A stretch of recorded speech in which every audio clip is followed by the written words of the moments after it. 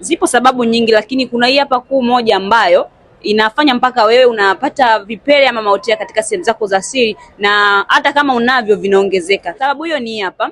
Kuna baadhi ya watu au mtu anashiriki tendo la ndoa na mtu ambaye ameshaathirika, yani ana changamoto ya HPV ama HSV, na unaposhiriki tendo la ndoa na yule mtu, ngozi huwa zina tabia ya kugusana. Hata kama ni mwanaume ametumia kinga, amevaa kondom, lakini sehemu ambapo ile kondom haijafika wakati wa tendo la ndoa, kuna misuguano na ngozi zinaweza zikashikana na wewe ukaambukizwa ile virus, kwa sababu tunatambua kwamba virus huyo anaambukizwa hata kwa kugusana. Hivyo kwa wewe mwanaume unaweza ukapata saratani ya uume, na kwa wewe mwanamke unaweza ukapata saratani ya kizazi. Sio kwamba kila anayepata HPV anaweza kupata hizo saratani, ila kuna baadhi ambao wanaweza kupata saratani ya uume au saratani ya shingo ya kizazi kwa mwanamke. Sasa kama ni wewe ambaye bado una changamoto hiyo na umeendelea kukaa, unaendelea kushiriki tendo la ndoa, tambua kwamba unaendelea kuambukiza watu wengine, na wengine polepole, na gonjwa hilo linaweza kusambaa zaidi. Chukua hatua mapema ili changamoto hiyo iweze kuondokana na wewe, na utakuwa umewasaidia watu wengi zaidi.